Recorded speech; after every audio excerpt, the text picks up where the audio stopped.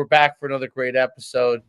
Me and Coach D, we forgot that you were on Central Time, so we we we started podcast No, part man. one. We talked a lot about actually some of the stuff in college football, and then we were like, oh, okay, yes, that's what it was. Pause, restart, get ready to go. So I'm here, Coach Schuman, with Coach D as normal, and we have the great Coach Don Beebe with us, um, head coach Aurora University football, Division III program. But we all know him from his days as a Buffalo Bill. He's very well known for being one of the fastest guys in the NFL back when he was playing. A fantastic player, receiver, would make plays all over the field with his hands and his feet, and was just a great athlete. He ran House of Speed for I guess 20 plus years. Was coaching as well during that time, but really dived into college football at Aurora. And we're so excited to have him on. He's a guy that's kind of dived into each one of the worlds that we kind of cover on this show. Yeah, Coach, you're a rarity that you've hit on Yes. all of these three things that we kind of really like. Yes, It's the Mecca. Yes. So he was obviously a pro player himself. He was in that world of combines and showcases and speed in the high school recruiting space for a long time. And obviously as a head coach. And it's funny because we've had quite a few guys, and you probably, because you're in Illinois, probably know who he is. A lot of Tony Holler disciples on talking about speed, and we've had Tony on as well a couple times. So it's interesting because when we were back doing it, like a lot of things that Tony's talking about is kind of expanding on and improving a lot of those core elements that you first touched on way back in the day, and it's now even honed in even more. Just listen to the way they talk and the way they approach it. But it's very, very interesting because I remember you as one of the first original gurus in that space. Yeah. Well, it was. We started in '98. Dr. Shute, myself. Dr. Shute was training me when I was in Packers. So at the end of the career, I mean, I'll never forget. Coach, your volume is we're not able to hear you. Let's see something. Can you hear me now? Oh, there we go. Perfect. Okay. Yeah, sorry about that, guys. No, you're good. Yeah, so what I was saying is I remember when I retired from the Packers, and Dr. Shute landed up being my partner in House of Speed.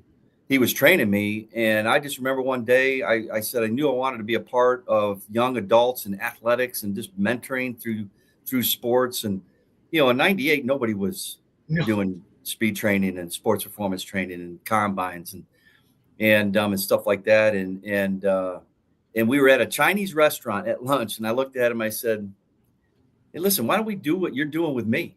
Nobody's doing this. I mean, it'll be a great way to impact young adults and train them and make them faster and more explosive and all those things, right?" And God, he loved the idea because he'd been doing that for a long time already. And I went home, told my wife, and we started coming up with a name. And I said, "Man, I really like the House of Pain, man. When I was, the old Astrodome, man, the House of Pain." And she call it House of Speed. So she has all naming rights to the business. So Smart though, Coach. Smart. Yeah. And the funny thing about it is when we started getting into combines, it wasn't really right away. I mean, we were years into training at House of Speed. And then it blossomed into national 3-day speed camps and stuff of that nature, from New York to Salt Lake City, I think was the farthest west we ever went. But Coach Schuman was a guy that we looked into and said, this guy's got what a great concept. So you were actually in the combine business. I think you might have been the first ever. Okay. Yeah. And we looked into it. I said, man, what a great concept to start doing combines. And we started doing one here in Aurora, and it blew up huge. I mean, it was so big. It was a 1-day event, and it was huge. We actually had to close off. I couldn't take any more kids. We'd have over 50 scouts there from, NCAA Division I, II, and III schools. Division I, I don't think could come. I think it was illegal for them, but right. And so we started doing these things, and I didn't want to go national like you were, to be honest with you, because I just didn't want to travel. I was tired of traveling. So we just did one locally every year, and it was just a massive success. But we got the idea from you, just so you know. So did half of America now at this point. Exactly. But the thing is, like anything, when you're doing something well and you're doing it good, Right. and you got a lot of feedback, positive feedback, because we did some research on you and the feedback that you were getting from moms and dads and kids and everything Yep. of that nature. Because that's what we're all about. Right. It's for me, it's not about the image, it's not about the money, it's just about impacting people. And through sports, I think it's a great way. And coaching is just at a whole nother level. Hence why I did House of Speed for 6 years. And in 2003, 2004, I really felt led to get involved into coaching because it wasn't enough for me at the intimate level to really get to know a person when you can only meet them one time at a camp or Right. a combine or train them once a week, was great, or twice a week, but I wanted to be involved every day. Yep. And so that's why I got into coaching. And like you said, I coached for 14 years at the high school level. Then I became an empty nester because I knew the most important role for me was coaching my kids, and that's just being around them. Doesn't mean I'm Right. coaching them, just being Right. around them. And I couldn't do it at the high level NFL or FBS because Never. I just couldn't do it and be a father. That's just me. Some get away with it. I don't. I just couldn't see me doing it. And then after I became an empty nester, that's when I left in 2018. Took a whole year off. I wanted to travel around, see where the Lord was leading me in the sense of coaching at the higher level. I didn't have any idea what level that would be. And then Aurora just reached out to me, a buddy that I knew that was the sports and performance guy here at AU, reached out to me, and I trained him when he was a little kid. So I'd known this kid for 15, 16 years, right? He reached out and said, "Man, would you ever consider coming to AU?" I text back, I said, I never thought about it. Right. That never entered my mind. And I grew up in Aurora, and I've always been in Aurora. And he goes, "Well, the AD wants to go to lunch with you." I'm all for sitting down and exploring. Always. I always want to hear somebody, right? Because I don't know. And I went into that lunch thinking there's no way I'm taking this job. I came out of that lunch 2 hours later thinking, man, this is intriguing. It reminded me a lot of Aurora Christian, that I always say is the Bad News Bears on steroids, meaning in 04, Aurora, believe this or not, guys, in 04, Aurora Christian had no weight room. Okay, they had no football field, so all road games. There were 2 teams in their own conference. They had never beaten the history of their school. Okay, and there were 17 kids in the whole program, from freshmen through sophomores or seniors. And I was like, the initial thought was like, let's go. And then my second thought was like, what am I doing? But I was intrigued. Well, Aurora, to a different level, being a college program, wasn't quite that, but had a lot of similarities. Just very average, kind of going along the motions and not really training much in the off seasons and not earning things in life, and just things that I'm so against. And I'm sorry I'm talking so long here, but no. That's what we have you here. No, you're good, Coach. You're good. Yeah. And so I just felt inspired to take this AU job, and I got into it in that first year, guys. I fell in love with it. Now going into my 7th year, I don't see me leaving. I think I'll coach. I got 6 more on my contract. I think I'll coach 6 more here and then take a year at a time, and we'll see. But as long as I'm healthy, guys, I don't see me giving up coaching. I'm not in coaching to win football games. I'm not in coaching for image or money and things that we've already talked about or I've said. I'm in to mentor young men. And what a great avenue to be able to do that then at the Division III level too. Man, I'm so glad I chose this level, especially now. That was 6 years ago. So NIL and transfer portal weren't even around 6 years ago. Now it's like on your doorstep. I don't have to deal with it much at all. And I'm glad I don't, because I would struggle. I'm a blue collar guy, and I would struggle with all we got to talk about is money. Yeah, that's not me. If that comes to the Division III level, guys, just so you know, I'm out. Just so you know, I'm out. Well, it has in some place. I don't know about NIL. Obviously, transfer portal has, but A little bit. but a little bit. And we've talked to some guys and how they handle it, right? So it's really, I think, Dave, like, and I think that's how you handle it. Yeah, it's real. Each coach is kind of individually doing it their own type of way, because I don't think anybody really knows how to handle it, right? There's no textbook because it's never been done before. So everybody, plus I think there's a lot more that goes along with each school individually in terms of what they're kind of allowed to do above what they think they can do with their program, right? In terms of that. Because I think it's Division D3, I think, right? Right. That's what I'm referring to, right? Like this is D3 specific in terms of you're dealing with a lot more of the, the academic side of it, where, you just can't take anybody because, they're going to come play football, right? Like they got to be able to back it up a little bit. No offense to the big guys. Like we know how that level works when it comes to that. Right. And we've talked to some guys, in terms of high level academics, everyone kind of handles it and is, I think moving forward, everybody's going to try a certain type of way. And I don't know if anybody will ever figure it out. I just think some are going to be more successful at whatever works for them, I think is really the main thing that we're kind of getting from everyone. Yeah. I might have a little bit of different approach with the whole transfer portal thing in the NIL than some guys. Maybe not. I mean, you got to go with my age is older. Okay. So I'm a blue collar guy. And so I think blue collar. But that doesn't mean that I can't somewhat, let's say, go along with what is going on in the terms of today's world in the sports. But I never want to get away from teaching what's right. Yep. Okay. And what's right is character. Now there's many different views on this. Okay. But I'm a firm believer there's a right and there's a wrong of trust, commitment, dedication, loyalty, things that we've thrown out back in the, when I grew up in the 70s and 80s, that is just, boy, it's different today, because it truly starts at the dinner table. It starts in the car ride homes from the games in middle school, grade school, and high school. And if I can be in some way, even at a college level personality, a young man who's on his own now, and he's wearing his big boy pants and he's making big boy decisions now. He's no longer, around sometimes what I would call a distraction in a way of teaching character. Now, don't get me wrong. There's a lot of really good people out there doing it still the right way, but boy, you're seeing a lot more the other way now. Oh, okay, yeah. So to get to my viewpoints on some of this, the NIL, let's talk about the NIL. We don't deal with that much at the D3 level. However, I have no problem with an athlete. My initial reaction was to it like, oh man, this is crazy. What are we doing paying these guys? The more I thought about it, listen, that money's going somewhere. Yep. Okay, it's going somewhere.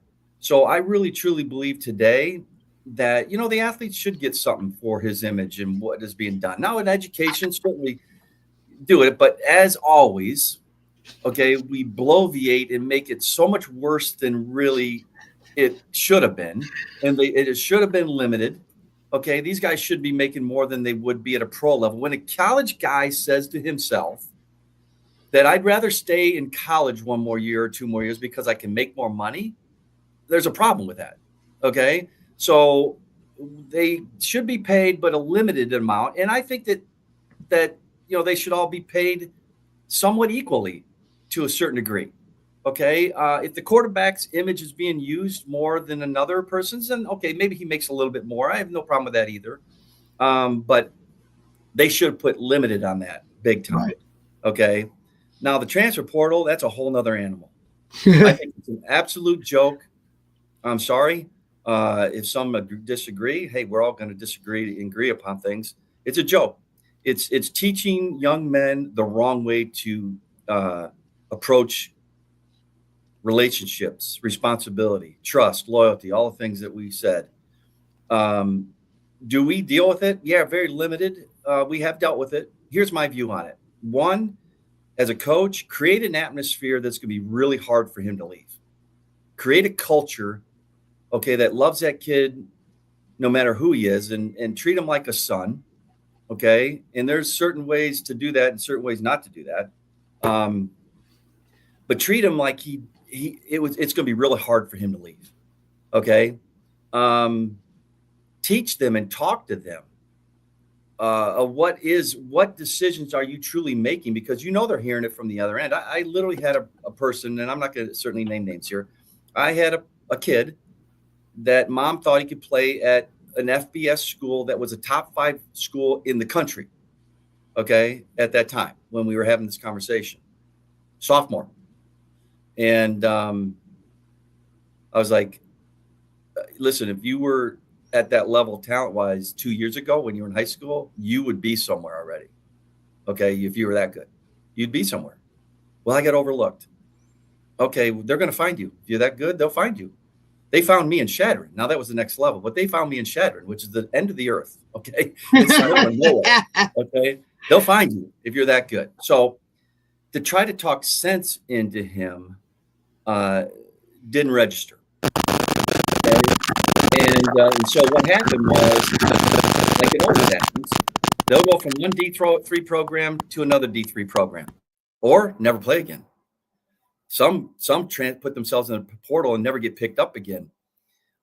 So I always tell athletes, you should go where you really fit into the culture. You love going to practice. You love the game days. You love the guys, because it's not about winning at all. I truly believe you want to be on a team that is winning, because nobody likes to lose. Okay, so go to a winning program, sure, because they're probably doing something right in the culture fact of things. I've always said talent doesn't win and X's and O's don't win. It doesn't. What wins is culture. What wins is character. What wins is chemistry. And when you get that, you're going to win more than you're going to lose. Now, if you have talent to go with it, now you're probably got a chance to win it all, right? So go somewhere where you have a chance, but it's not about winning it, guys. It's about the journey. All the great teams that I was on, and the Buffalo Bills and the Green Bay Packers, and even the high school the teams that I coached in high school that won state championships. It's like, it wasn't about the game itself, even though it was great. It was a great moment. I don't remember those as much as I remember the journey. Right. The times just spending off the field and just going bowling or playing backgammon with the guys and at lunchtime before we went to practice, in Green Bay or Buffalo, just spending time with each other. And in the moments of great games, and you pull it out and you achieve greatness in the game, it's about the relationships that I miss. It's about the relationships that I continue to try to create for these players that go through their college experience. And if they don't remember them in a fond way, I didn't do my job. And you could do that even losing. I really do. Right.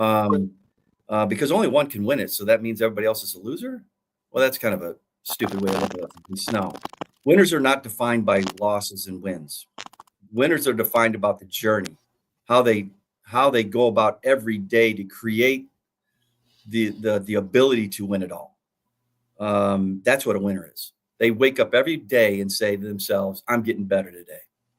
And that's what I do as a coach. And I try to hopefully teach young men to do that, because that's what brings me peace and joy outside my faith. Obviously does that. But, it's the only way to approach life for myself. That's why I love this level. We don't deal with transfer portal that much. And when we do, and this is the last thought on this, is if I find out a guy that is talking about transfer portal and it's during the year, I'll bring him in my office, and I'll ask him questions that will bring it out of him. And if that is the true case, then I'll tell him, I said, listen, I love you, buddy. I said, but AU's not your program. I want guys that are all in. Yeah. Because all in wins. All in wins in the off season. Every day you got to get up at 5 a.m. and go work out. All in works. That's what wins. If you're thinking about going somewhere else, you're not all in. And as much as I love that kid, he's no longer AU material in my mind.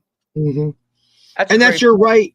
And that's your right as a head coach to run a program the way you want. And I guess I'm the young guy on this show right now, but look, I was in this same boat you were, coach. Like, that's how I was. High school program was a traditional program, like all in or not. Even college, it was the same way. I didn't deal with any of this stuff, transfer portal, whatever. I was the same thing as you. Like, I played at a small school went to whatever opportunity that I had to play ball, and just would have never thought to jump or leave that program. Even when I went from being the guy to another one of the guys, it was, I'm going to work my ass off. I'm going to bust my ass to get on the travel squad. I'm going to work my way up through special teams. I wasn't going to go find another program that was going to hand me something. That's just not how I was programmed, right? But this generation's very different. They're from they're the now generation. They've been given access to everything immediately. Not that they wouldn't work for it. That's just not how they were brought up. It was, given to them, these opportunities. The trophy generation of second place still gets something, where it was win or that was it when I was growing up, and how, it used to be. So I think it's a little different in the way that they, their viewpoints on things. And it's not really their fault. It's whoever raised them, because that's just how it was, or that's how it is now, Yeah. You know what winners do? Winners outwork and outlast. They do. And it's funny when I tell these to the incoming freshmen every year at the parent meeting, the night they're dropping their kid off.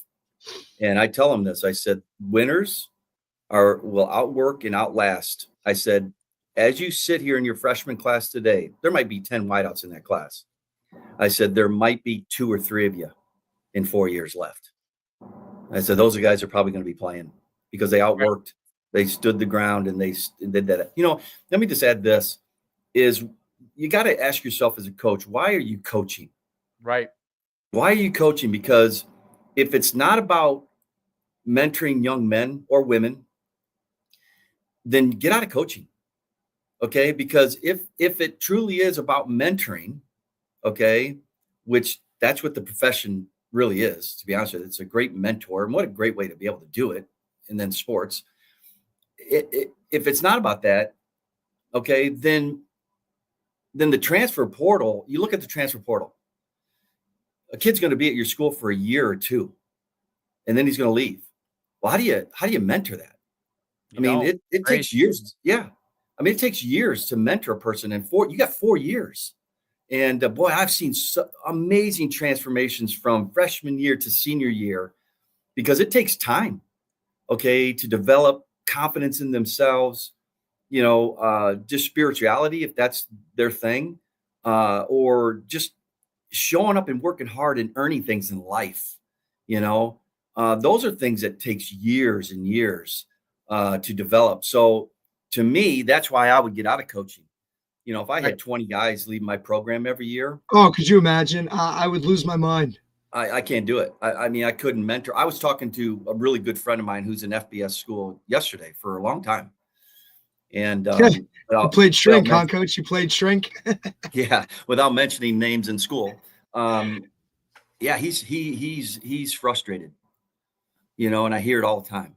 It's just like, gosh, Beebs, I got this guy, I love him to death, and then he just takes off on me, after a year, maybe 2. And then when I got to bring in a new guy, and then we just got a guy from this other school without mentioning, and and he's running from something, and he's coming over here, whether we're paying him a little bit more money, or he hated the coach there and it wasn't going well, or he wasn't the guy, and so we're going to go somewhere else and be the guy. Kids don't understand the odds of doing that, and it just teaches them when they get out in the real workforce. Welcome to life, boys, and it's going to be a slap in their face, So I don't know. The transfer portal thing is just, I'll never be a proponent of it. I'll never be on a committee and say, hey, let's further this, make this better. No, let's eliminate it. How's that? And do whatever we can to get rid of it. And what it creates is a transactional relationship in all areas, meaning player to coach, coach to player, everyone involved in the process. And that is very, very difficult to manufacture long-term success. You don't have to, at the higher levels, you don't have to look any further than Florida State, right? In the championship, top 5 team one year, next year wins 1 game, right? So That's not going to happen in every program, but that's what the transactional nature can create for situations. So you say to yourself, is that coach a good coach or a bad coach? You don't even know if he's a good coach or a bad coach. It's really who does he have this year versus who does he have next year? There's no development. So, and that's the case in a lot of cases and at the highest level. Division III is the last place, in my opinion, that has an opportunity to really have long-term development of players that are there because of the nature of it. I mean, for lack of a better word, it's the lowest level of college football. And what basically ends up happening is those kids that are playing there want to play football. There is no money per se in Division III. I mean, I guess there could be some places that are given a couple bucks here and there, but for the most part, there's little to no money as far as other than getting academic money or that kind of stuff. And that allows it in this kind of crazy world of everything to be the last place where you can actually develop players. And I think that's a unique situation. Now, in the long run, who knows? Because as what's happened with what, to your point with the, with both the combination of NIL and transfer portal combined, which makes it really, really explosive. Like one in itself is difficult enough. Together, you're doubling down. Is craziness. But in the long run, who knows what happens down the line in Division III as people start to get creative and certain things. But as of now, it's still a place that you could really kind of develop guys and give them an opportunity to develop. And you might lose a guy or two here and there, like if some kid who becomes so exceptional and, the high level schools. But for the most part, you're going to have, I would say you have the opportunity to really do a good job and keep the majority of the roster intact for a long period of time. Whereas I think at other levels, it is like purely transactional. Even if you're in the in-between levels, like Division II is really in FCS is kind of an in-between level, right? So you're going to have guys going up and down, up and down, up and down all day long. Division I level, you're going to have guys going lateral and down, right? So it's whereas Division III, those guys are there. There's only one place they can go, up. And if they went up, it's really because you've done such a great job. Really, that's what it really is. You've done such a great job in helping him develop that maybe his graduate year he goes somewhere or something like that. And and that's almost like in a back doorway, like a tribute to how well you developed them, because there is no lower level. It can only go it can only go up. And I think the kids that come there to Aurora, obviously the way that you're running it, and other places in Division III, for the most part, for really the right reasons. And the last thing I think is really interesting, because I think you brought up the point about, and so did Derek, about culture and everything. One of the things about, I think what's so important about that you talked about the journey versus this kind of a win now. Like the journey produces wins, not success, not the win now thing. I see it all over the place, that from the youth level, because my son's a 9-year-old, to the high school and college level, the people that are focused solely on win at all costs create a toxic culture that they may win at some points in the short run, and but you're going to have lots of transactional relationships, lots of people upset with you for really the wrong reasons, because you brought in people for the wrong reasons, and even the people that have great success will never attribute it to what you're doing. They'll attribute it to themselves, and that's what I think happens in a win it all kind of situation. They don't attribute it to development.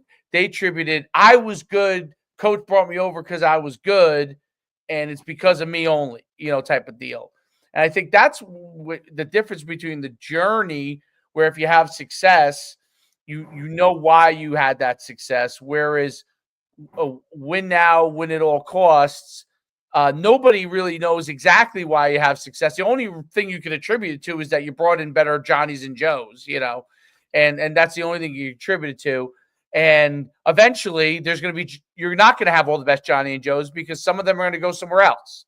And then you have nothing at that point. Right. And I think that both you and Derek brought up great points on that. What do you, so besides getting with the transfer portal, like if you were to advise an FBS coach, because you obviously played at the highest level, right? And in the NFL, even though obviously there's a cap and everything, there's a transactional nature to the NFL, right? And you were a part of it.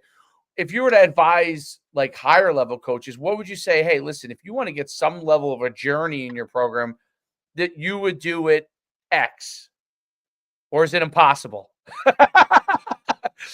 Yeah. Well, I would start with this. There's several things I want to add to all this. Sure. Well, I'll try to answer your question first. Is you really got to get to know the kid in recruiting. Listen, you're not just interviewing. Yeah, you're not just interviewing the kid. You want to sit down with mom and dad, the whole family, go to the house, or if they come on campus, that they're all in your office, just one-on-one instead of a group setting. I really watched their film, okay, in the sense of when they make a big sack or a big touchdown or whatever it is, how, are they drawing attention to themselves, or are they humble in their approach like a Walter Payton or somebody like that, right? But more importantly, what I like to do is I'll watch somebody else's film from the same high school, typically the same position. I'll watch their highlight video knowing I'm going to see their best, but I'm not looking at them. I'm looking at the guy I'm recruiting. I want to see if that guy generally has excitement for somebody else's success. When he's on the sideline, if I can watch him, if he's on the sideline or whatever, so I get the game film. Mm-hmm. And how's he reacting on the sideline? Okay, you can tell. I mean, it's pretty glaring sometimes. We are like, there ain't no way that kid's coming to our program. I'll never forget, I had a kid first year out, 2019 here at AU. And I had a kid, again, without mentioning names, I had to be careful about this, stud running back, okay, in one of the top high school states for high school football in the country. Okay, if you had to say this probably be number one state. And he was a top 20 running back. Dad calls me or emails me first and says, man, I really want my son to play for you. He has offers, but I want him to play for you. Okay. And I knew this guy, the dad. And so I watched this film and I was like, holy smokes, this cat, I mean, he's a day one starter. Okay. I mean, this guy's going to be a phenomenal player for us. He's Barry Sanders, really. This is what he looked like. And so I emailed back and said, man, would you guys be willing to come up to Aurora? I want to sit down and meet the kid. 2 weeks later, they're in my office. Kid walks into my office, hoodie on, earpiece in his ear, barely shook my hand, barely would make eye contact. If you knew my office setup, I have 3 chairs in front of my desk, and I have one over in the far right corner. The only recruit in 6 years now of recruiting, 7 years now of recruiting, that sat in that chair on the other side of my office was this kid. Everybody else sits right in front of me, right, with the parents typically. I couldn't get any answers out. It's all one-word answers. Slouched in his chair, acted like he didn't want to be there. I couldn't wait to get out of that interview. So usually my interviews go for 45 minutes to an hour. This one lasted 20 minutes. As soon as he walked out the door, very nice to him. Thanks for coming, guys. I called the head of recruiting. I said, there's no way that kid's coming here. Talent doesn't win. Chemistry does. Okay, and I can give you many examples of NFL players without mentioning names, how they just completely dismantle teams because they're me guys. So it's funny you bring that up. We were just talking about that, Coach.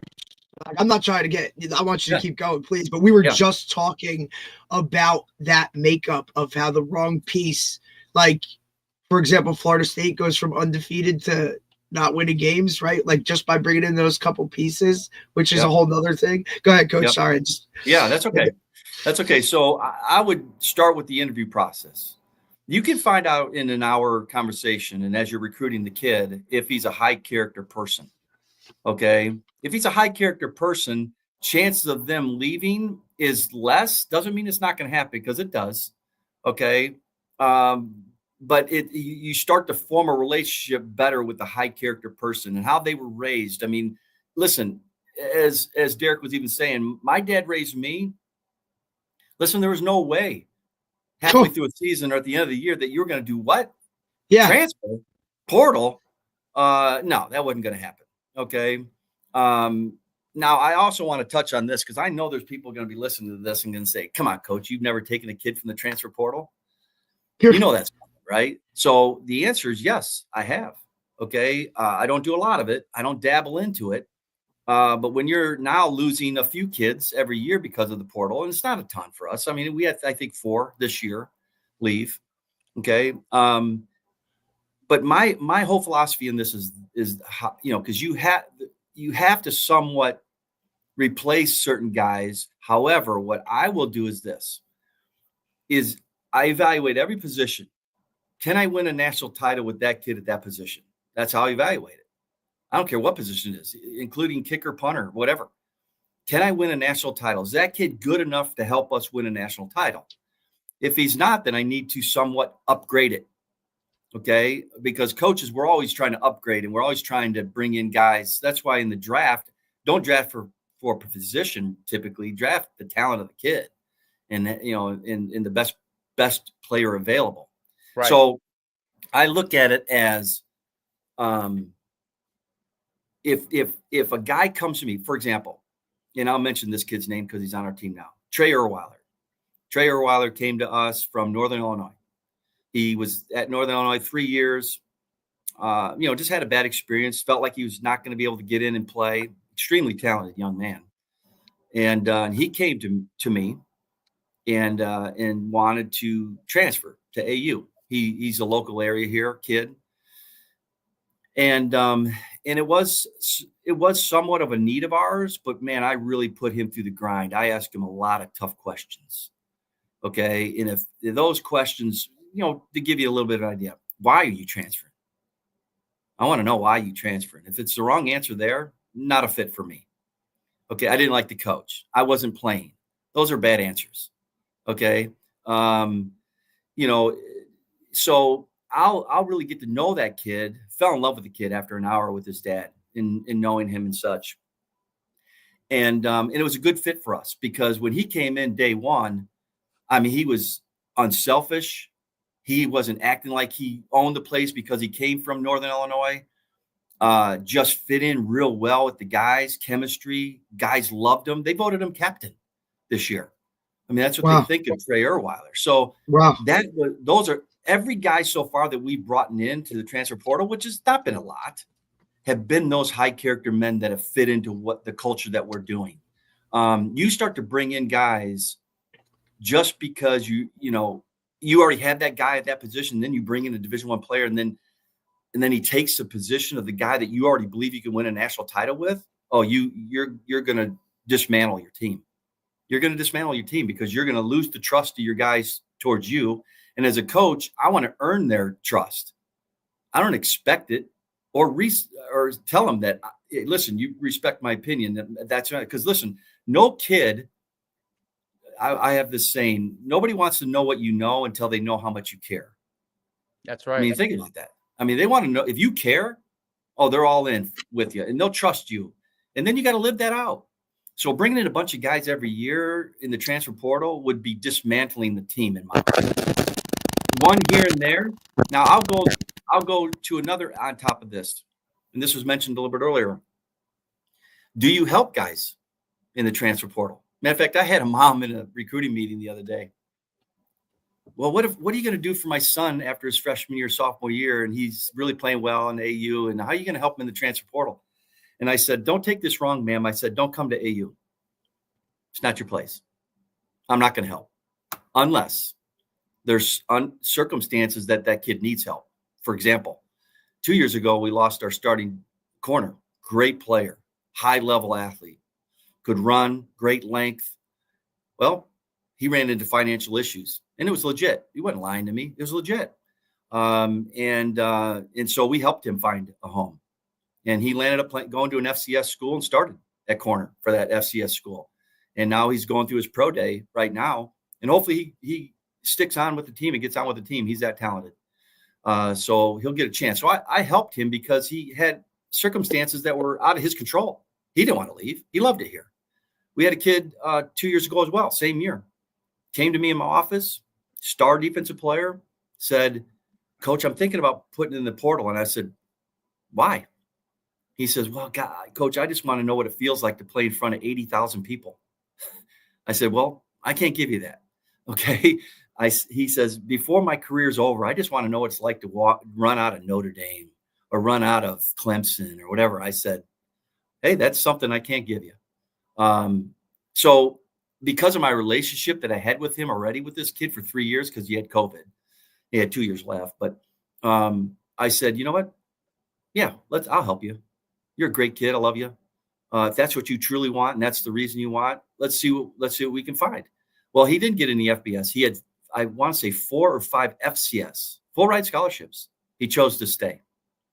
Okay. He landed up paying, I don't want to say how much it was, but he landed up paying for his school the last 2 years, and he could have left. But that's because of the culture. If he didn't have respect for me or didn't like the guys or the culture or winning or whatever, he'd have been so fast out this door, everybody's heads would be spinning. That's why I think when you create things like that, guys will stay. It's not going to bat 1,000. Okay. But when it's all about them and it's selfishness and they're not liking what we're doing, or they think they can find it better, and they think they're a Division I player, or whatever that is, and it's all selfish stuff. Yeah. Good luck. And hardly ever do they go Division I. They'll go to another Division III school. And it just never works out, So, but there are circumstances that I'm willing to take a guy if I feel we need it to upgrade to win a national title, and he fits in character-wise. Okay. And then there's other instances that I'll help guys that are already on this team that fit into categories that are out of their control or something I just can't give them without being it money or image or, that stuff. So there are things that, that I'll do in that. So hopefully long answer to your question. No, that makes a ton of sense. Oh, it's perfect. Yeah. I think that's a key thing. I mean, listen, I wish there were more coaches that thought the way that you do. I think these things would be handled a lot better in a lot of instances, but obviously that the coaching profession itself has changed too a lot in like who gets into it. Guys are getting into it literally for the money, so or potential for the money. And that changes a lot of things. And then obviously there are guys like you who are in it for the helping and mentoring of the coaching. And it's kind of like a strange meshed world that we have now in the coaching industry, right? Can I interject something there? Yeah, sure. It brought me. If a coach, I'll give you an illustration to self-check yourself. Okay, as a coach, what is your response when you got a high recruit, you love them and you really want them? What is your response when they go somewhere else? Right. That'll be a self-check for you. And I've seen some texts and emails I like that from players that land up coming here from other coaches, and their response to them when they chose here. And I was like, yeah, that guy's not in it for mentoring young men. He's in it for himself. He's in it to win games. He's in it for whatever. But it's all selfishness. I'll be honest with you. And if that hits guys in the face right now, I don't care. It's right. My response, and some of them I have to pray first before I respond. Right. Because, Coach, that's I'm not gonna lie. Listen, I'm just as ugly as other guys. Everybody thinks everybody.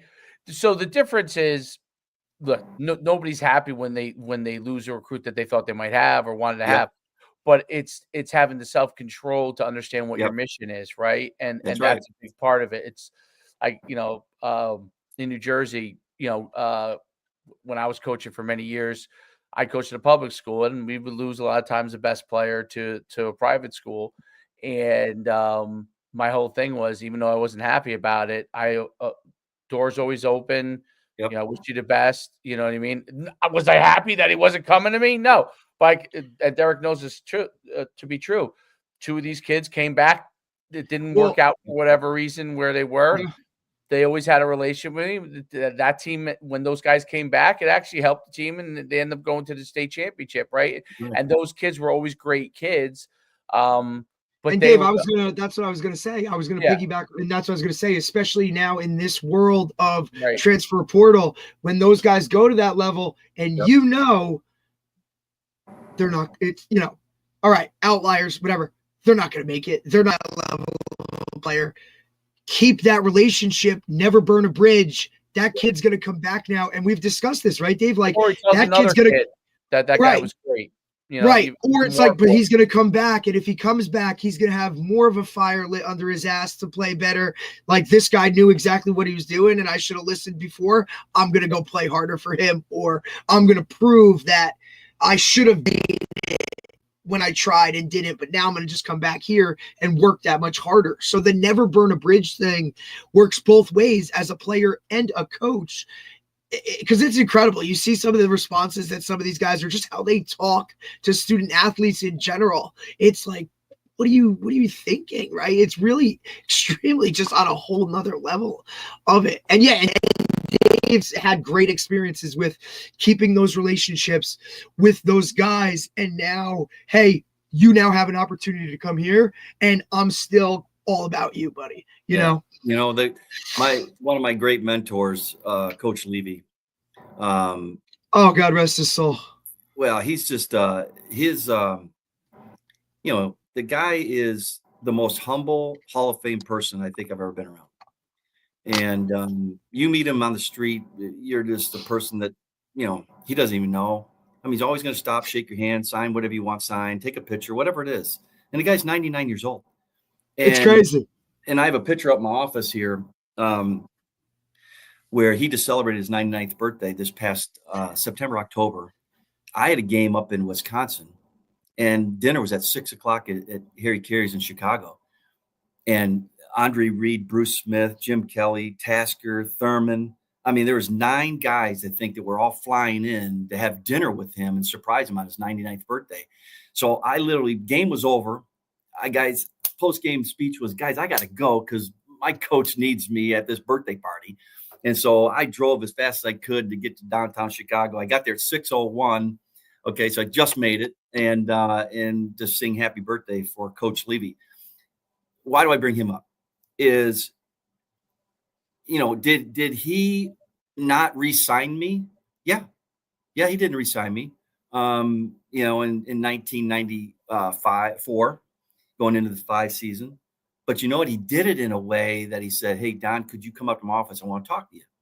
He did, it wasn't like through an email, or certainly we didn't have texting then, that's how people do it nowadays, which is so ridiculous. Crazy. You find out on the ESPN ticker. Yeah, no, yeah. It's like, it's man to man, it's face to face. Right. And so he would bring me in and he said, Don, listen, I love you. And you've been great for us, man, for 6 years. He says, we've just decided as a staff to go in a younger way. Okay. We're going to draft some young guys and, kind of move things. We've moved out of the Super Bowl era pretty much now because we went to 4 in a row and it's kind of, everybody's getting old. And then I shook his hand and said, Coach, I appreciate that. And we're still very close today. Just talked to him last week. He still writes me handwritten letters. They're not emails, they're handwritten letters. Okay. Who does that? But a man of character. And I remember when I took this job, he was the first guy I wanted to pick his brain. And I tell you, I went downtown Chicago. We went to Harry Carey's again, my wife and Franny, his wife. And I'm ready to take notes, man. And I was like, because now I'm into recruiting and scouting, right? And never had to do that in high school. And I said, Coach, when you're looking at this guy or that position, this position, all this stuff, he goes, Donnie, he says, let me stop you there. And he goes, before you ever get to that, recruit 3 things. I said, I'm ready, man. I'm ready to write this down. He goes, recruit character, and character. If they don't have it, walk away. No matter how good they are, walk away. Because you're going to win a whole lot more games, okay? And it's going to save you a whole lot of heartache.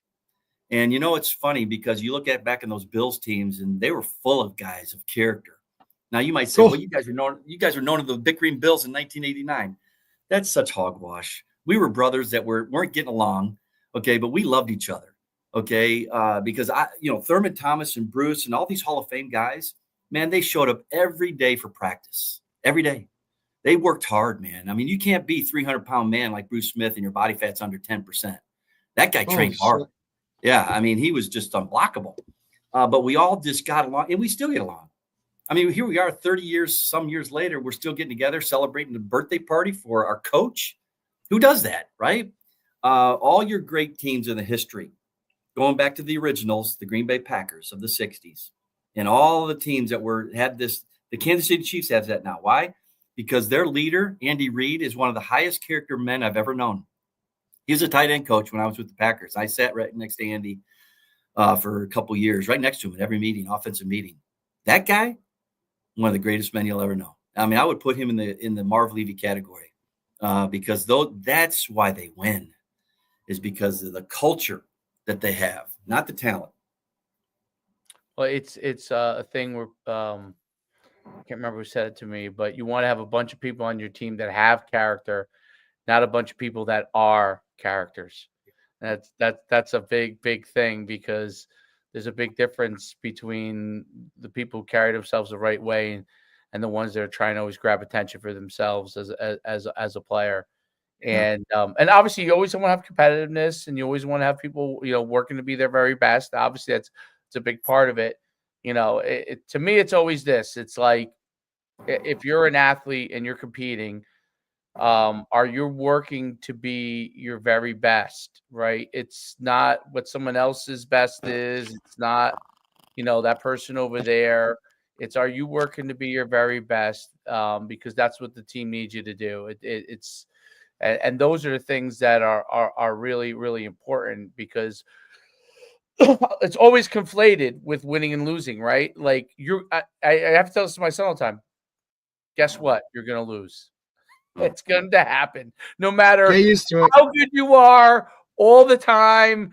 You could win 9,000 championships. You're still going to lose games. It's how you begin to handle those things that are key. The question always is, did you do your best? Yep. And if you lost, is there something that you could have done differently that could have helped you perform better? Okay. And if you did your best and you did everything you could, then the next thing is, sometimes someone is ahead of you and is a little bit better. So then the question then becomes, what can we do to improve your best that you could be on the level of that person, right? Is that possible? And then sometimes someone is just better than you, period, end of story. Like, so you have to figure out how to continue to improve yourself. Okay. And that's in multiple different areas, not just athletically. And it's an important thing, but a lot of it is not taught. And me and Derek see it all the time, because we run, a club, a 7-on-7 club, and we have a lot of great kids. I would say that we're one of there are other groups that are like that try to do it the right way, but it's littered with people doing it the wrong way. Yeah. And but when you play for us, we're like, this is why we want you to be a part of what we're doing. And if you want to be on another team because it doesn't fit that's okay with us. Like, we want you to figure out what's best for you. But this is how we kind of conduct it, right? And not that we don't try to win. We try to win. We've probably won as many tournaments as any great program, okay? But we try to make sure we have that. And our results are, we look at it, we say, hey, there in 4 years that we've been running this program, there's 40 plus kids that have gone on to play in college. Okay. Not that we are the person that put them in college, but for us, it looks like, and there are instances where we've helped guys, a lot of guys, but it's that we're bringing in the right people, because those kids are that colleges want to recruit. Those are kids that colleges want to bring in to play. And I don't want to speak for Derek, but I think he agrees that and by the way, do we fail at it sometimes? Absolutely. We do fail at it. But that's what we're always trying to do. We're trying to get the right people around the right people to try and help them be the best they can. We fail at it at times, but we're constantly trying to figure those things out. And we're trying to teach that to the kids that we work with. Like, I would say this, you're going to go and you're going to have a tournament, you win a championship. And then you're going to, amazingly, the next week, you might turn around, you might go 0-4. You might lose every single game. Do you quit? You not come back? Because there are kids that do that. Do you not come back because, well, what changed from what? Well, maybe you played better teams. Maybe you didn't have as good a day. It's important to understand. A lot of intangibles. Right. There's a lot of intangibles, but are you working towards a thing that improving yourself, being the best that you could be, doing the right things. And then in the end, I think you have a better chance. Like, no one can guarantee you success, but it gives you a much better chance at success. Opportunities, right? And opportunities. Success, right? You know, not just and I think, and Dave, you hit on it a bunch of times, right? We talk about it all the time. It's football is different. Okay. It's the ultimate team sport. 11 guys have to do their job at a high level to be for anyone to be successful. You have 5 guys on the offensive line that nobody knows who they are unless they do something wrong. There's a star. You need to fill and this is why I think Belichick and those do your job mentality of everybody can contribute, and all of those contributions add up to a high level of success. And that's unlike any other sport. You cannot be successful in football unless everybody does their part, and every part is equally important, but not as important every spot. It's, you know what I mean? So you still have that sense of individuality, but at the end of the day, it comes down to 11 guys. Everybody's got to do their 1/11th. It was the greatest thing I ever heard when I worked for Coach Toll at Depascale, was everybody's got to do their 1/11th. And when we do that, we'll be successful. And that's really hard in an era where the name on the back of the jersey means more to a lot of these kids than the name on front of the jersey. And it's all about me, my next NIL, my money here. How come nobody's talking to me? I should be recruited. Well, when we win, everybody has a more opportunity because all the eyes are really on you guys. So how about we all be successful? And I try and tell my guys, because I still coach high school, like, you are going to never experience anything like this in your life. And this particular sport ends for most people at when you finish your senior year. I said, it's why when you look around this fence, there's guys wearing their varsity jacket from 1975 and all of these other years, right? And they're still all at these games because football ends. You don't play in a men's softball league. You don't go get to play Saturday morning basketball in a men's league. Football is over for most people. So this is a really, really different sport than anything. And I just try and get that across to my guys. Even if you play in college, it's not going to be the same as your high school locker room. It's just not. And you know, it's really hard to tell those guys that this era, it's hard for them to see that vision of team, because they don't know what it's like to play a role and be successful, right? Or to cheer on their teammate. Like, if all of us are doing good, like, I want, and I think I had like a breakthrough with this freshman group. You know, the incoming 8th graders were working out last night because we've been twice a week as young kids to learn the weight room. And a lot of the guys that are freshmen now wanted to be there to help them because they understand I'm only going to be as good as that class that's behind me. And I was shocked because it's a rare, like, I haven't seen it in a long time, but it was really nice to see that those guys get that part of it, and that being teammates are huge. It's huge. Yeah, you know, Dave touched on something earlier, and it's just so true, and it resonated with me on a play that I made in a game. And I hate to talk about, you know, things that I did, but it impacted so many people. And you talked about you can learn more in a loss than really you can in a win. You know, you can when you get kicked in the teeth and things aren't going real well, that's really when your true character comes out. Because everybody can be a high character person when things are going great and you're the man, right? It's easy to wake up and, you know, but then it starts to become self-image and stuff of that nature, which you guys have touched on as well. Well, you know, experiencing the ultimate loss 5 times, okay, losing the Super Bowl 5 times. And one of them was Super Bowl 27. And in that game, I was fortunate to make a play that I didn't think any impact on this play would be what it is today, or for the last 30 some years. I was just doing my job because that's the way I was raised. That's not a switch you can turn on and off. You are, or you're not. You can't, you know, I always say this, and Marv Levy used to say this too, that in every game that you play, at some point in time, your character is going to be revealed, good or bad. because you have to make split-second decisions. And when you make split-second decisions, that's your true character. That's really what comes out. When you have time to think about it, 5 minutes, 1 minute, an hour, a day, then most of us good-natured people are going to probably make the right decision. But when you have to react to something, that's your true character. And obviously I'm talking about Super Bowl 27 when I ran down Leon Lett. But here's kind of the inside story with this. And this is why it resonated when you said that, Dave, is an hour before the game, when I grew up as a kid, literally playing in a Super Bowl was a dream. I'm a 10-year-old kid playing in the backyard, and it's the 70s. And there's Fred Blitnikoff and Cliff Branch and Kenny Stabler playing in Pasadena in the Super Bowl. And that was a dream of mine. And here it is. I'm living my dream. How many people can actually say they're actually living their dream? And an hour before that game, I went out, as I always do. I always pray before every game. But this one resonated like no other prayer, unlike, a few in my life. And my prayer was very simple. I said, Lord, let me glorify your name more than any other time in my life. Today is the ultimate stage of sports. I don't want this to be about me. I want this to be about you. And when I got done, here comes my human nature. Those selfish thoughts came into my head thinking, whoo, man, I'm going to score the winning touchdown, man. There's no doubt I'm going to make this one-handed stab in the back of the end zone like J.J. Jefferson did. That's going to be me, right? I'm going to do this. No, God gave me Leon Lett in a 52-17 blowout victory for the Dallas Cowboys. And he gave me Leon Lett. And here's the important things that I want to really teach kids out there, young adults that are playing sports or just in life, okay, is things aren't always going to go your way.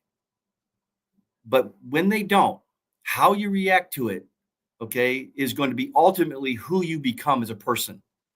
And so if I would have scored the touchdown that would have won the Super Bowl for the Buffalo Bills, how great that would have been, it would have never had the impact that the Leon Lett running him down in the Super Bowl. Why? Because I do a lot of public speaking, and I enjoy that. I don't know why people want to listen to me, but I get the opportunity to do these things, right? Because I played the NFL. Who cares? But people are willing to listen. But how many in that audience can relate to making a one-hand stab in the back of the end zone to win a Super Bowl? Nobody. But how many people can relate to never giving up? Everybody. And whoever my audience is, be it young kids or high school kids or college kids or dads at a men's conference or dads with their sons at a church event or whatever, or a business, that I just spoke at State Farm just not too recently, something like that. It impacts everybody. And the message is clearly do everything you can, just like you were just saying, Dave, do everything that you can, train really hard. And if you don't win it all, guess what? You can live with that. Correct. You can live with that.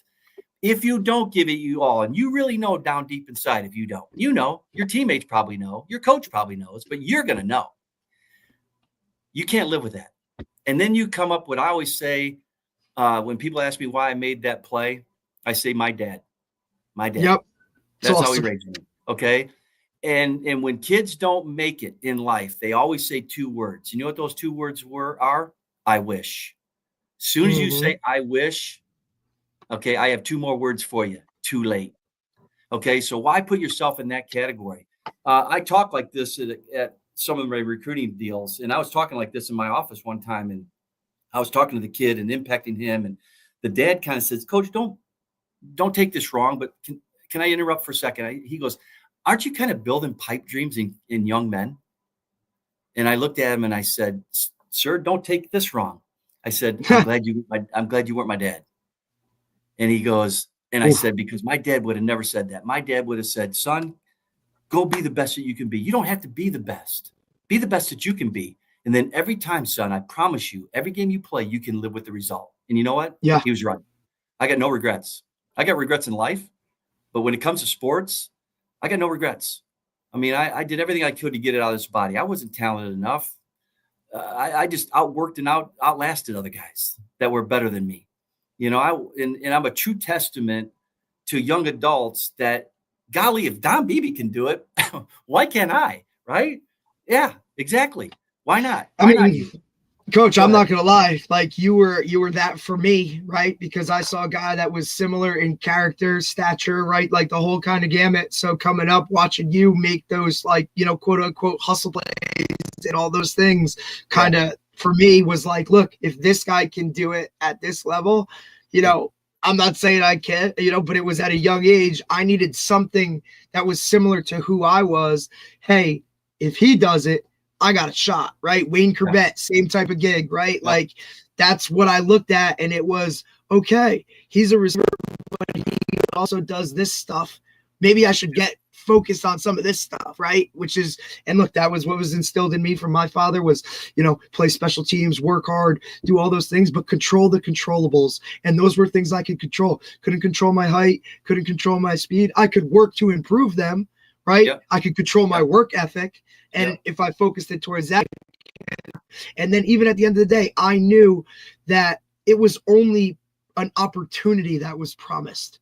I still had to take care of business on my end, and things needed to happen for that to roll through. But I knew I had a better chance if I just always continuously worked hard and controlled those things. Yeah. Well, so I appreciate it. Yeah, I appreciate that, Derek. I just look at life as, I just know that I'm going to stand in front of God one day. We all are. And he's not going to say, hey, great job, Don, and all the wins and all that stuff and the Super Bowl. I mean, he doesn't care about that. What he does care about is, what, I brought this kid to you in 2025. What'd you do with him? What'd you do with him? And that doesn't haunt me. That drives me. That drives me as a coach, that it's how this kid comes into your life and then leaves your life, because kids come and go all the time in the businesses that we are in and doing. Right. If you don't impact that kid somehow, and for me, it's spiritually. For others, it might be some other way. I'm gonna answer for that, and I just don't want to. I don't want to ever lose that deal. I think the greatest quality that every leader that I've been around, that were great leaders, starting with my own father, is humility. One word: humility. Okay, if you think you have all the answers, you're not a leader. Absolutely. I think one of the things for me that was really interesting about what you talked about with that play is that when you were in the midst of that play and you were chasing him down, it wasn't something that you were this was just how you lived. That's how you lived. So you made that play, and what makes it so inspirational was not just that you chased him down and you gave your best, and that, it was a never give up play, which it obviously was. But that's how you lived as a person. And that's what I think resonates the most. Like, when you see that play is a culmination of how Don Beebe approached the sport of football and how he lived his life. And that play was a result of how you approached it. And of course, it's obviously one of the most famous plays now in the NFL history.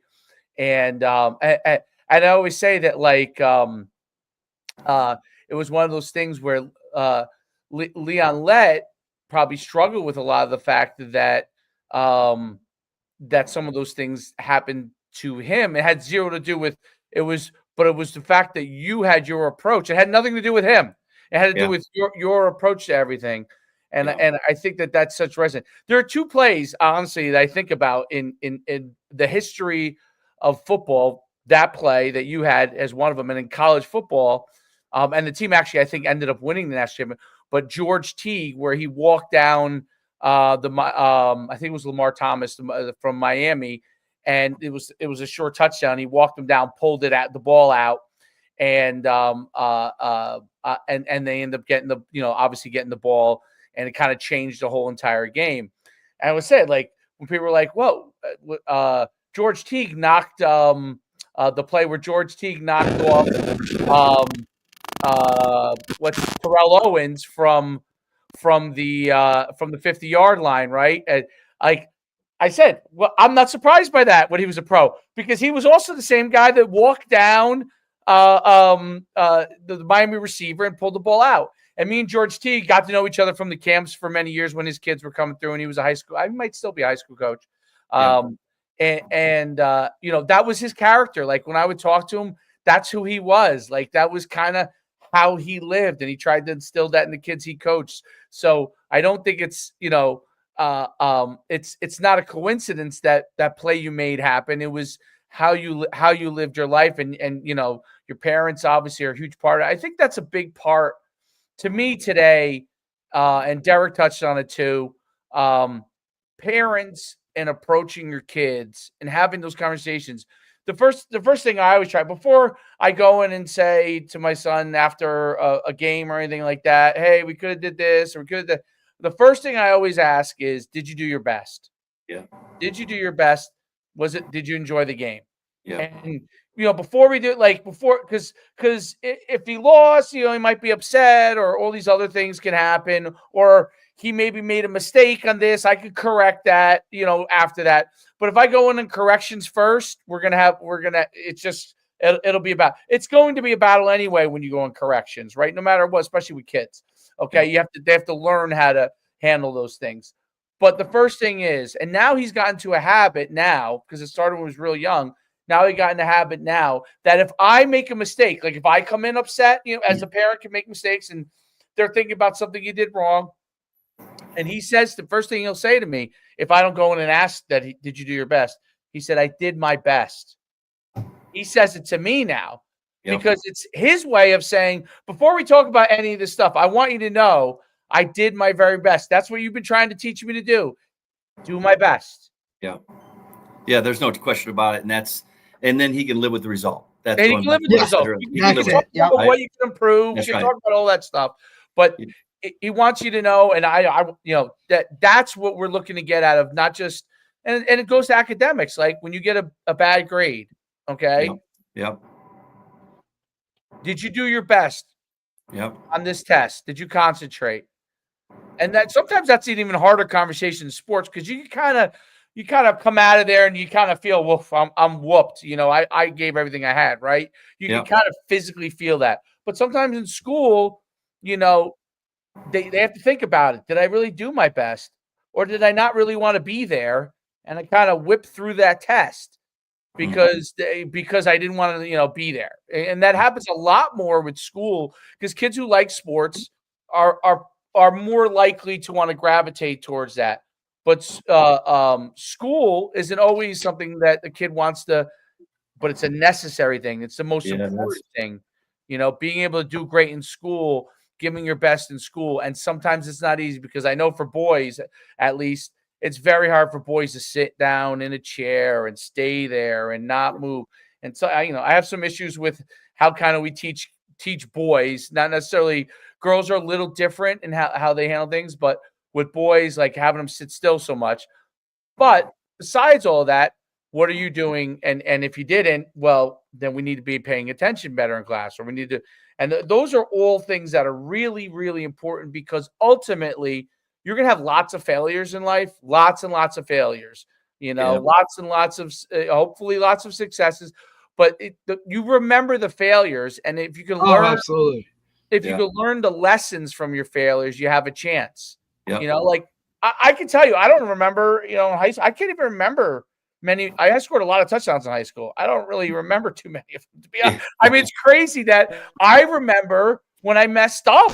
Like in college, I played at UConn, made a lot of plays. If it was for video, I probably wouldn't remember some of my good plays. But I remember the ones I messed up. I don't need to see that video, right? So how did I handle?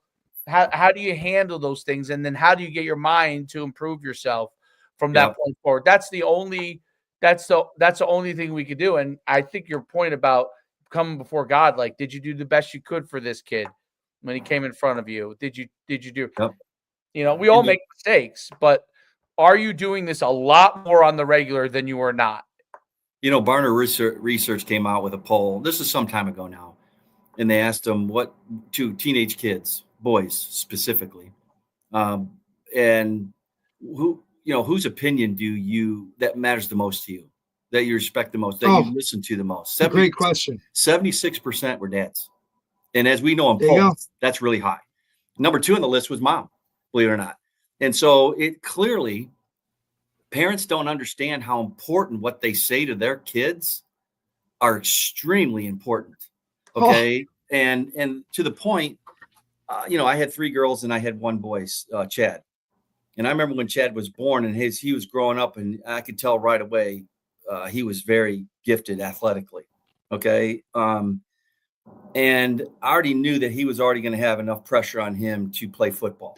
Damn right. Right. So we never really talked football much. I should say my career. Matter of fact, to this day, you know how many games we've watched of me playing in the NFL games? 0. We've never watched a game, okay, of what Dad did in high school, collegiately or professionally. Not that, it just wasn't important. But I'll never forget this conversation with him. He came to speed camps, but I wasn't like had a horse whip out and saying, "Hey, you're going to class today. Let's go." And we see some of it. Yeah, the greatest. That's right, because the greatest quality as a parent that you can give your kid is one thing: your time. You got to give your kid your time, okay? But now we've gone off the rails the other way with this. I mean, parents now are doing everything for their kid, and it's all about time, and it's all about. And why they do that is they're living vicariously through their kid because they didn't get it, they didn't earn it, and they're going to make darn sure Susie and Johnny are going to get it. And I just wrote I hate to plug this, but I just wrote a devotional called In His Image. It's for dads. It's Dad's devotional. I share stories like this that I went through as a son, and then as a father to my son, especially, and to my daughters as well, of how do you raise kids in a culture that's teaching them exactly the opposite of what we want them to learn. And for me, it's biblical, right? We know that. Okay. I'm a man of faith. Okay. But so I wrote these in a devotional book. And one of the stories was I was talking to Chad, my son, and it was after his freshman year in high school. And I asked him, first time I've ever asked him this, I said, "Hey, so what do you want to do when high school's over?" He goes, "Well, Dad, I want to play football." He was 5'1", 107 as a freshman. In my mind, I'm thinking this dude's going to get killed, right? I mean, that was my mind, but I never said this. I never related this a lot. I never even allowed him to see that in me. I said, "Oh, great." I said, "At what level do you want to play?" He goes, "Dad, I would like to play in the biggest stadiums possible." I said, "Oh, so you want to play Division I football?" He goes, "Yeah, I do." And I said, in my mind, I'm thinking, oh boy. I said, "Okay." I said, "I'll tell you what. If this is what you really, really want," I said, "your father will dedicate himself to helping you achieve that. Okay. That means we're going to train year round because you're not going to be LeBron James in hallways that can play 3 sports and then go on to Division I. Okay. It's not going to happen. So we got to specialize in certain things, route running, and understand how to do this and be more explosive. And so we're going to train year round." I said, "But let me paint 2 pictures for you. Number one, your freshman basketball team's pretty good. You know what? One day they might be downstate and you're a senior and you're sitting in the stands and your buddies are out there playing hoops. You going to be okay with that?" He said, "Absolutely, Dad." He goes, and so my kid knew what he wanted. I said, "Number 2, I said, yeah, I'll train you, but I'm not going to push you. I'm not going to set the alarm and wake you up. You're going to wake me up and we're going to go early." And I said, if you don't wake me up, I'm sleeping. Okay. If I'm not going to push you at all, when we get to the workout, okay, I'll push you, motivate you and stuff like this, but this is your life, son. This isn't not mine. Okay. This is yours. I'm just here to support it. Okay. And boy, this is where I think a lot of dads especially miss the calling as a parent. They want it more than the kid wants it. Oh, and gosh. If the kid doesn't want it, move on to something else. Find out what everybody's gifted. All of us have gifts. Find out what they are and then go earn something in life, whatever that is. If it's playing the trumpet, I don't care. Yep. Whatever it is. Okay. Yep. Whatever you're gifted at, enhance that and become the best that you can be. Doesn't mean you have to be the best. Just be the best that you can be. Well, my son was very fortunate, obviously, to play 4 years with the Minnesota Vikings. And here's the end of the story. Is 11 of those 12 years that he played from sophomore year of high school to his 4th year with the Vikings, 11 of the 12 were reconstructive season-ending injury. 3 of his 4 years of the Vikings were on IR with 2 completely separated ankles, 2 of the deals, and a torn hamstring, the other one. And 11 of those 12 years, he was completely devastated. I've never seen anybody in all the world of sports, and not just because he's my kid. I witnessed it firsthand. Every day, that day after that injury, he'd pick himself up and he'd go get it again.